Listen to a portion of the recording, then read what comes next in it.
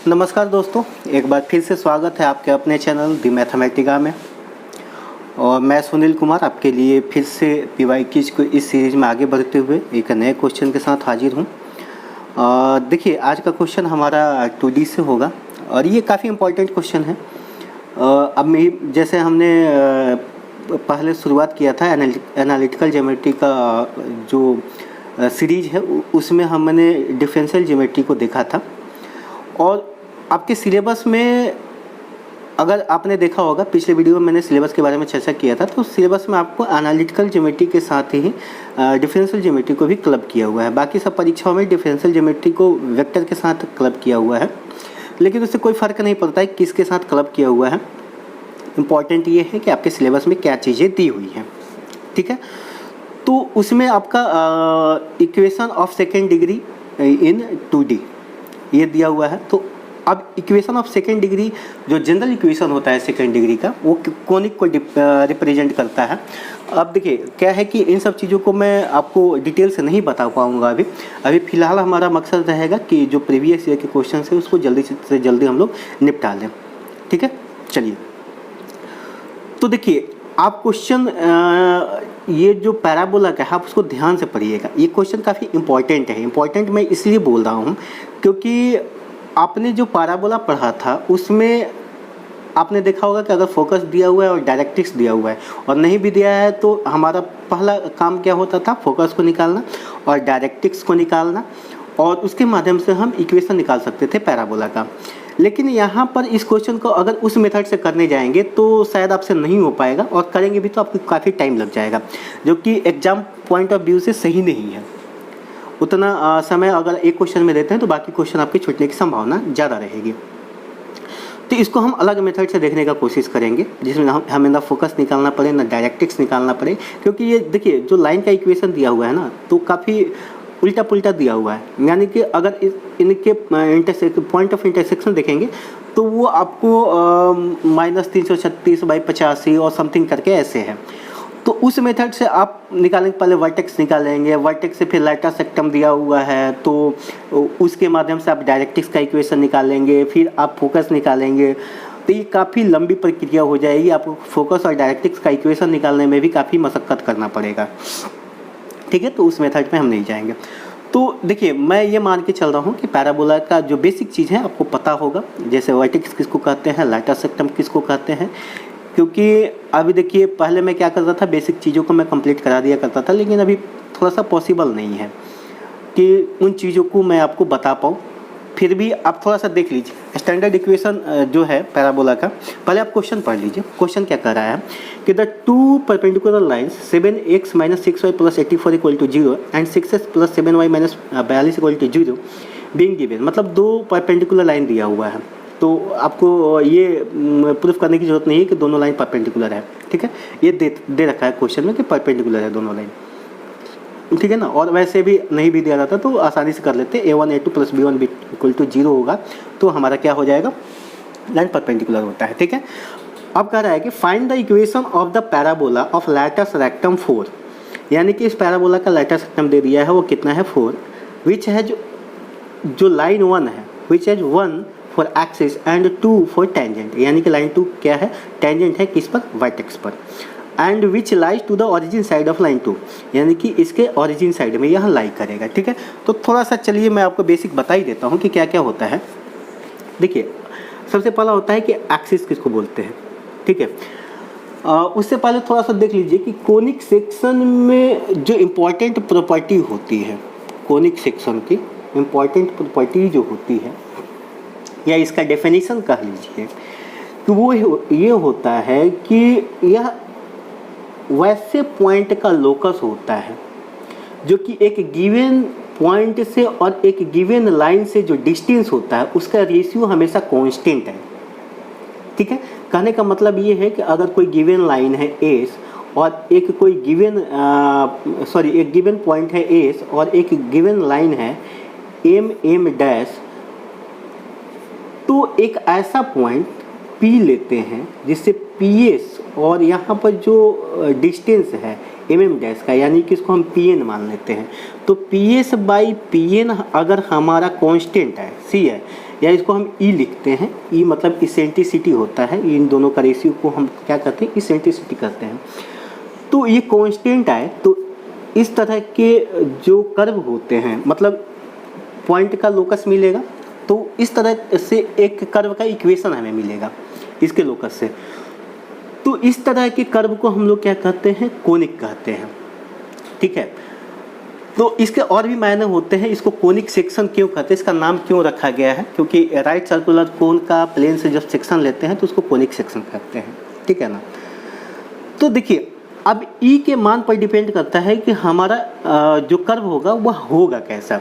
अगर ई बराबर 1 है तो कर्व हमारा पैराबोला होगा, E equal to less than 1 है तो कर्व हमारा एलिप्स होगा, और ई इक्वल टू ई अगर ग्रेटर देन 1 है तो हमारा कर्व क्या होगा, हाइपरबोला होगा। वहीं अगर ई बराबर 0 हो जाए तो कर्व हमारा सर्कल होता है। सर्कल भी क्या होता है, एक आपका कोनिक सेक्शन का टाइप होता है, एक कोनिक सेक्शन का प्रकार होता है, ठीक है। और उसी तरह से पेयर ऑफ स्ट्रेट लाइन भी कोनिक सेक्शन का एक टाइप होता है, ठीक है ना। तो अब सीधे हम लोग आते हैं पैराबोला पर। पैराबोला में कुछ टर्म्स हैं, उसको क्या कहते हैं। अब देखिए ये जो गिवन पॉइंट होता है उसको हम लोग कहते हैं फोकस, और गिवन लाइन जो होता है उसको डायरेक्ट्रिक्स कहते हैं, ठीक है। डायरेक्ट्रिक्स किसको कहते हैं आपको समझ में आ गया, और फोकस किसको कहते हैं वो समझ में आ गया। तो इसमें पहला टर्म होता है एक्सिस। एक्सिस किसको कहते हैं कि ऐसा लाइन एक्सिस होता है जो गिवन पॉइंट से गुजरे, यानी कि फोकस से गुजरे और डायरेक्ट्रिक्स पर परपेंडिकुलर हो, तो उस लाइन को हम लोग एक्सिस कहते हैं, ठीक है। दूसरा होता है वर्टेक्स। बस मैं थोड़ा सा ब्रीफ कर लेता हूँ, अगर आपको लिखना है तो आप लिख सकते हैं अपनी भाषा में, ठीक है। तो वर्टेक्स किसको कहते हैं कि अगर मान लीजिए कि कोई कर्व है, हम पैराबोला ही ले लेते हैं, ये हमारा पैराबोला हो गया और इसका स्टैंडर्ड इक्वेशन हमारा 4ax होता है। तो ये जो पैराबोला है एक्सिस को जिस पॉइंट पर काटेगा वह हमारा क्या कहलाएगा, इस केस में y इक्वल टू 4ax के केस में हमारा ओरिजिन जो होगा वो वर्टेक्स होगा। तो कर्व जिस पॉइंट पर एक्सिस को काटता है वो हमारा क्या होता है, वर्टेक्स होता है, ठीक है। तीसरा हो गया आपका फोकस। फोकस आपको पता है क्या होता है, डिस्कस कर लिया हमने। तो तीसरा हम देखते हैं डबल ऑर्डिनेट। ऑर्डिनेट का मतलब आपको पता होगा, वाई एक्सिस के अलोंग जो डिस्टेंस होता है, यानी कि वाई कोऑर्डिनेट हमारा जो होता है वो ऑर्डिनेट कहलाता है। तो अगर मान लीजिए कि कोई लाइन ले परपेंडिकुलर टू एक्सिस, तो कर्व को दो पॉइंट पर काटेगा। मान लीजिए कि ये हमारा एल हो गया और ये एल डैश हो गया, तो एल एल डैश हमारा क्या हो जाएगा, एल एल डैश हमारा डबल ऑर्डिनेट हो जाएगा, एक ऑर्डिनेट ऊपर वाला एक ऑर्डिनेट नीचे वाला, ठीक है।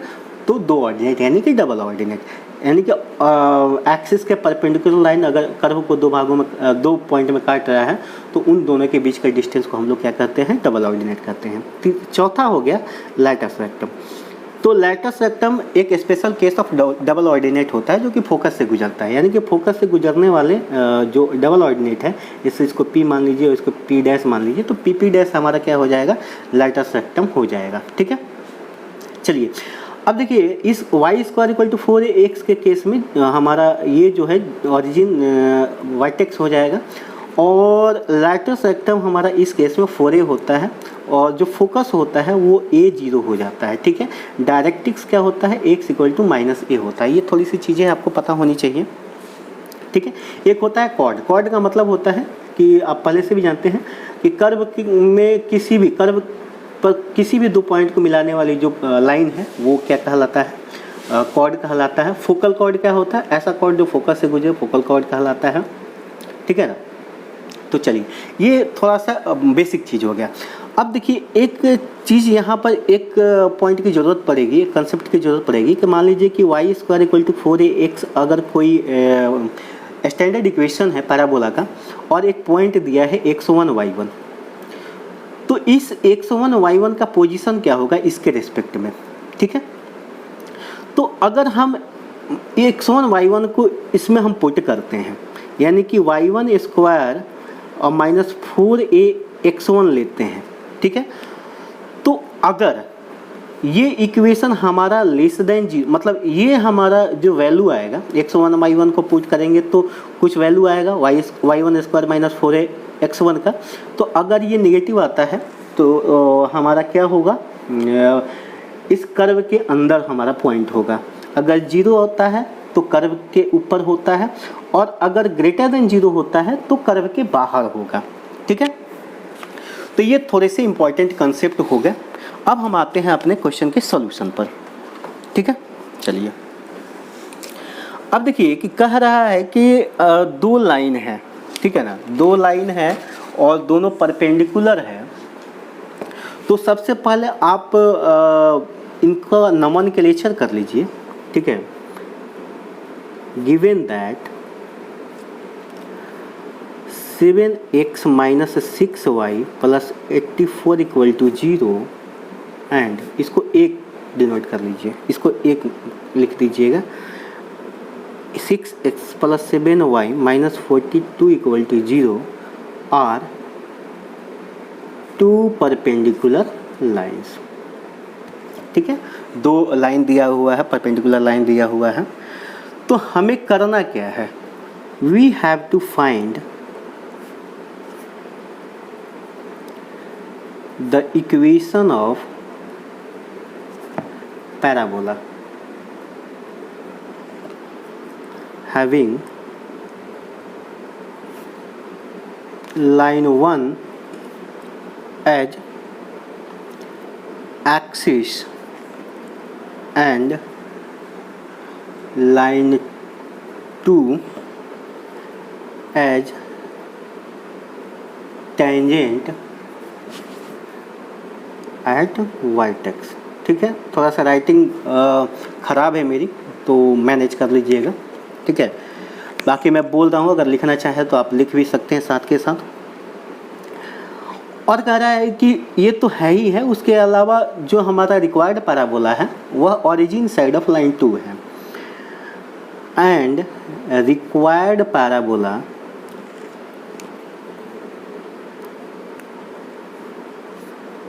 Lies to the origin side of line 2। ठीक है, तो अब देखिए हम क्या करेंगे कि इसका फिगर प्लॉट कर लेंगे। ठीक है, अगर आप क्वेश्चन करते हैं तो क्वेश्चन करने के लिए करने से पहले हो सके तो आप इसका ग्राफ प्लॉट कर लीजिएगा, और इस क्वेश्चन में तो ज़्यादा ही इम्पोर्टेंट है आपको ग्राफ प्लॉट करना। ठीक है, तो अब देखिए यहाँ पर इस लाइन को अगर हम ग्राफ पे प्लॉट करें तो एक्स एक्सिस को यह कहाँ कट कर रहा है, तो 12 यानी कि ये यहाँ हो जाएगा -12 0, और वाई एक्सिस पर कहाँ कट रहा है, तो 0 और 14। ठीक है, 14 छक 84। ठीक है, चलिए तो आप इसको एक बार मिला दीजिए। आप अंदाजे से बना लीजिएगा, जरूरी नहीं है स्केल लेकर के आप लाइन खींचे, इतना कर दीजिएगा, एग्जामिनर समझ जाएगा। आपके पास इतना समय नहीं रहेगा कि आप स्केल लेकर के लाइनिंग करते रहें और 1 सेंटीमीटर को 1 2 करके लाइनिंग डिनोट करें, ज़रूरत नहीं है। ठीक है, लाइन 2 को अगर प्लॉट आप करते हैं तो एक्स एक्सिस पर ये कहाँ कट करेगा, 70 पर, और वाई एक्सिस को 06 पर कट करेगा। तो इन दोनों लाइन को आप मिला दीजिए, इन दोनों पॉइंट को मिला दीजिए, आपका लाइन ये मिल जाएगा। ठीक है, चलिए अब कह रहा है कि ये दोनों परपेंडिकुलर है, कह रहा है क्या, है ही। ठीक है, तो अब देखिए इसको क्या कह रहा है कि ये टेंजेंट है, इसको आप लिख दीजिए 6x plus 7y minus 42 equal to 0, और ये लाइन हमारा हो जाएगा 7x minus 6y plus 84 equal to 0। ये लाइन 2 हो गया। तो देखिए यहाँ पर हमारा क्या हो जाएगा, दो पैराबोला मिलेगा, एक इस साइड में और एक इस साइड में। तो आपको किसका इक्वेशन निकालना है, जो ओरिजिन साइड में है, और ये हमारा ओरिजिन हो गया। तो क्लियरली ये वाला जो हमारा पैराबोला है इसको नाम दे दीजिए ए और इसको नाम दे दीजिए बी। तो जो पैराबोला ए है इसका हमें इक्वेशन निकालना है। ठीक है, तो कैसे निकालेंगे पहले इसको आप देख लीजिए। ठीक है, अब यहाँ पर थोड़ा सा हम यूज करेंगे, ज़्यादा यूज करने की ज़रूरत नहीं है, इसको मैं अलग से रख लेता हूँ क्योंकि इस ग्राफ की ज़रूरत पड़ेगी हमें। चलिए अब हमें थोड़ा सा ज़रूरत पड़ेगा ट्रांसफॉर्मेशन ऑफ एक्सिसेस का, उसका थोड़ा सा यूज करेंगे। तो अब देखिए कि यहाँ पर हमने लिया ये एक्स वाई सिस्टम है, एक्स वाई कोऑर्डिनेट सिस्टम, ठीक है। हम इसको एक्स एक्सिस मान के, सॉरी वाई एक्सिस मान के, और इसको एक्स एक्सिस मान करके एक अलग सिस्टम लेंगे और उसके रिस्पेक्ट में वहाँ पर एक पॉइंट लेंगे, ठीक है। तो चलिए देखते हैं कैसे लेते हैं। Let us take the line 1 as X axis, यानी कि कैपिटल एक्स, इसको आप एक्स एक्सिस मान लीजिए, and line 2 as Y axis, ठीक है। इन एक्स वाई सिस्टम या कोऑर्डिनेट सिस्टम, कुछ भी लिख दीजिए, ठीक है। टेक अल्फा बीटा, एक पॉइंट अल्फा बीटा ले लीजिए, कोई भी पॉइंट यहाँ पर मान लीजिए कि P है, इसको आप अल्फा बीटा ले लीजिए, किसके रिस्पेक्ट में, इस एक्सिस, इस कोऑर्डिनेट सिस्टम जो एक्स वाई है कैपिटल वाला, उसके रिस्पेक्ट में, ठीक है। आप अल्फा बीटा ले लीजिए। देखिए थोड़ा सा यहाँ पर आपको समझना जरूरी है, ट्रांसफॉर्मेशन ऑफ जो एक्सिस होता है तो थोड़ा सा जानना जरूरी है कैसे होता है, बहुत ज़्यादा यूज नहीं है इसमें, लेकिन फिर भी आप उसको पढ़ लीजिएगा, बहुत इंपॉर्टेंट है, ठीक है। तो take alpha beta any point on parabola in X Y system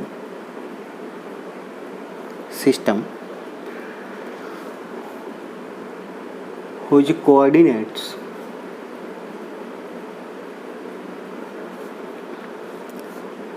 are x y in original axis, ठीक है।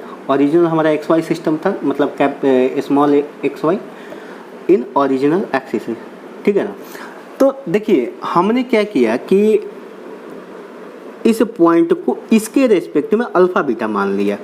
तो जो ओरिजिनल एक्सिस है, यानी कि ये वाई एक्सिस और ये एक्स एक्सिस, तो इसके रिस्पेक्ट में इस पॉइंट का जो कोऑर्डिनेट है वो एक्स वाई है, ठीक है ना।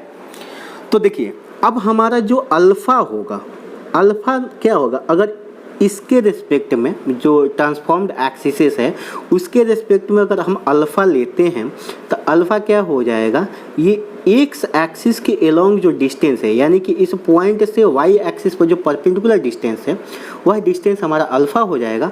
और उसी तरह से बीटा हमारा वाई एक्सिस के अलोंग, यानी कि इस पॉइंट से एक्स एक्सिस पर जो परपेंडिकुलर डिस्टेंस है, परपेंडिकुलर जो लाइन जा रहा है, तो वह डिस्टेंस हमारा बीटा हो जाएगा, ठीक है।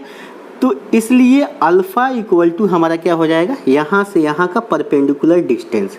तो यहाँ से यहाँ का परपेंडिकुलर डिस्टेंस क्या हो जाएगा, इस पॉइंट का एक्स वाई है। अच्छा देखिए, अगर आप डिस्टेंस फार्मूला नहीं जानते हैं तो आपका जानना ज़रूरी है, फिर भी मैं बता देता हूँ आपको कि अगर कोई पॉइंट है और ये मान लीजिए कि ax plus B Y plus C equal to 0 कोई लाइन है और यहाँ पर अल्फ़ा बीटा कोई पॉइंट है, तो इस पॉइंट से जो परपेंडिकुलर डिस्टेंस, मान लीजिए कि ये n है और ये p है, तो पी एन इक्वल टू हमारा हो जाता है a alpha plus b beta plus c, और इसका मॉडुलस ले लीजिएगा, और under root A square plus B square. Modulus इसलिए लिया जाता है क्योंकि डिस्टेंस हमेशा पॉजिटिव होता है, ठीक है। तो ये डिस्टेंस फार्मूला होता है। तो उसी तरह से डिस्टेंस फार्मूला का यूज करते हुए आप निकालते हैं अल्फ़ा, तो अल्फ़ा क्या हो जाएगा, अब चूंकि इसका एक्स वाई ही लिए हैं तो 6x प्लस 7y माइनस 42 इसका मॉडुलस, और अंडर रूट इन दोनों का स्क्वायर का सम, तो क्या हो जाएगा 85। एंड बीटा इक्वल टू हमारा क्या हो जाएगा, अब इस पॉइंट से इस लाइन का जो परपेंडिकुलर डिस्टेंस होगा वो हो जाएगा। तो सिमिलरली ये हमारा क्या हो जाएगा 7x minus 6y plus 84 by under root 85, ठीक है। तो ये हमारा हो गया क्या, परपेंडिकुलर डिस्टेंस। अब चूंकि देखिए इसके रिस्पेक्ट में हमें मिल गया अल्फ़ा बीटा, ठीक है। तो ये भी हमारा क्या हो गया, एक्स वाई फॉर्म है। अब ये इसको एक्स मान लीजिए, यहाँ पर वाई मान लीजिए, और ये हमारा अल्फ़ा बीटा मिल गया। तो सिमिलरली स्टैंडर्ड इक्वेशन में इसको करेंगे तो बीटा स्क्वायर बराबर क्या हो जाएगा, 4ax का, यानी कि 4a क्या हो जाएगा, लैटिस रेक्टम हो जाएगा। हमने पहले आपको बताया है, ठीक है। तो हमें निकल, यानी कि beta square equal to 4 alpha, मतलब 4 अल्फा 4 दिया गया है कि लैटिस रेक्टम है, तो ये हमारा इक्वेशन हो जाएगा कर्व का। लेकिन यहाँ पर हमें दो कर्व मिलेंगे, एक ये वाला और एक ये वाला। तो चूंकि देखिए अगर दो परपेंडिकुलर लाइन है और एक मान लीजिए कि वर्टेक्स पर टेंजेंट है, तो दो हमें इक्वेशन मिलेंगे कर्व का। एक हमारा Y square equal to 4ax और ये Y square equal to -4ax। दोनों का एक्सिस सेम है और दोनों का जो टेंजेंट है वर्टेक्स पर, दोनों का सेम है, तो इसलिए हमें दो इक्वेशन मिलते हैं पैराबोला का। सिमिलरली यहाँ पर भी हमें दो मिलेंगे, ठीक है ना। तो उसका हम अभी देखते हैं कि इक्वेशन कैसे निकालेंगे। Given that latus rectum of parabola is 4। Parabola का लैटिस रेक्टम क्या दिया हुआ है, 4। इसलिए therefore we get two equation of parabola. हमें क्या मिल जाएगा, दो इक्वेशन मिल जाएगा पैराबोला का from, therefore we get two equation of parabola, ठीक है, स्टैंडर्ड फॉर्म में। वो कौन कौन सा होगा, beta square equal to 4 alpha and beta square equal to -4 alpha. अब देखिए दो इक्वेशन मिल गया। अब बीटा क्या है, that is 7x - 6y + 84 by √85 का square equal to 4 × 6x + 7y - 42 by √85, ठीक है।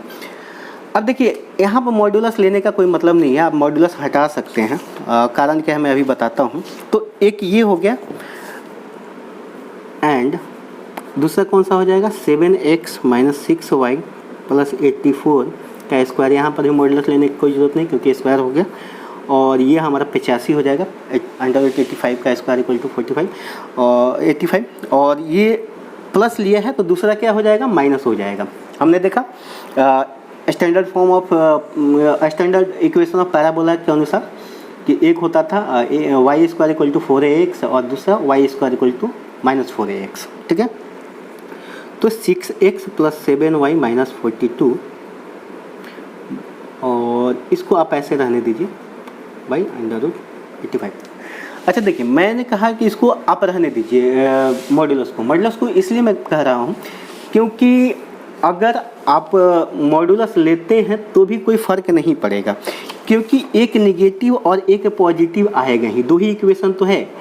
अगर मान लीजिए कि इसको आप पॉजिटिव लेते हैं तो ये नेगेटिव है तो कुल नेगेटिव हो जाएगा, अगर ये नेगेटिव है तो माइनस माइनस प्लस हो जाएगा। तो कुल मिलाकर कोई फ़र्क नहीं पड़ेगा क्योंकि एक पॉजिटिव और एक नेगेटिव ही लास्ट में आएगा, ठीक है। तो आप सिंपली इसको ब्रैकेट में करके ऐसे भी लिख सकते हैं, यानी कि दो इक्वेशन हमें मिला। अब देखिए इसको एक को मान लीजिए 1 एंड दूसरे को आप मान लीजिए 2, ठीक है।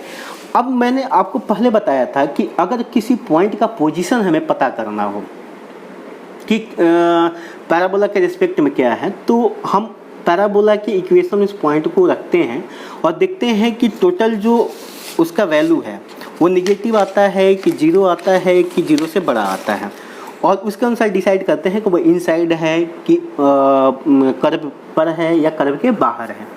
तो यहाँ पर देखिए कहाँ गया उसका फिगर, यहाँ पर देखिए कि ये जो -12 0 है वह ओरिजिन साइड में भी है, और इस इक्वेशन के इस जो कर्व है उसके अंदर में भी है।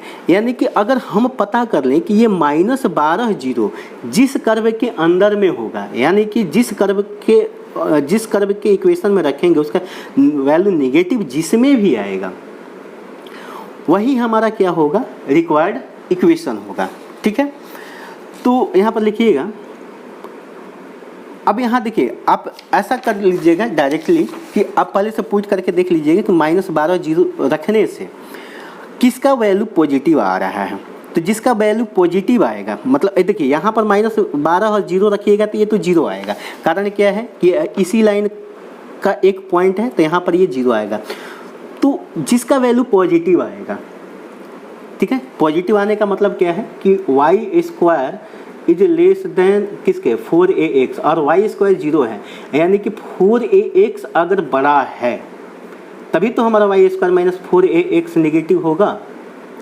यानी कि 4ax जीरो से बड़ा है, क्योंकि ये ऑटोमेटिकली जीरो हो जाएगा इस पॉइंट को रखेंगे तो। ठीक है, तो 4ax जिसमें भी पॉजिटिव आएगा वही हमारा रिक्वायर्ड इक्वेशन होगा। ठीक है, समझ में आया?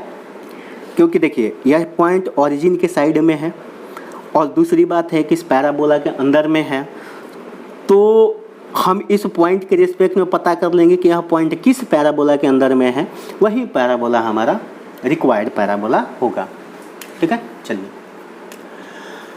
अब यहाँ पर आइए, देखिए किस में पॉजिटिव आ रहा है। अब थोड़ा सा पॉइंट को इस पे रख के देखिएगा। जैसे मान लीजिए कि -12 जीरो, y तो जीरो ही है तो जीरो हटा दीजिए, -12 और 6 -72 -42, तो इसमें करते हैं तो टोटल वैल्यू हमारा निगेटिव हो जाएगा, यानी कि यह इक्वेशन तो हमारा नहीं होगा। ठीक है, अब इसमें रखते हैं, ये हमारा जीरो हो जाएगा तो -72 -42 और माइनस माइनस प्लस, तो रिक्वायर्ड इक्वेशन हमारा ये होगा। तो हम लिख लेंगे, क्योंकि सिंस -12 जीरो, ऐसा लिखिएगा, since point -12 zero lies inside the parabola 2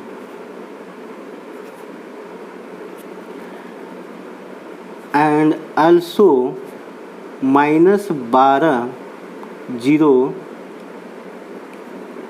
lies origin side of line 2, therefore required equation of parabola is कितना 7x - 6y + 84 का स्क्वायर और बराबर लिख दीजिए -4। अब देखिए 85 को कट जाएगा तो √85 हो जाएगा, 6x + 7y - 42। ठीक है, ये आपका रिक्वायर्ड इक्वेशन हो गया। अब आप इसको सॉल्व कर लीजिएगा। इतना तो आप कर ही सकते हैं कि कैसे सॉल्व होगा। ठीक है, नहीं होगा तो मैं आपको करके दिखा देता हूँ अभी। चलिए आप लोग कर लीजिएगा इसको। ठीक है, तो चलिए फ़िलहाल आज के लिए इतना ही। मिलते हैं अगले सेशन में एक नए क्वेश्चन के साथ। तब तक के लिए अपना ख्याल रखिए।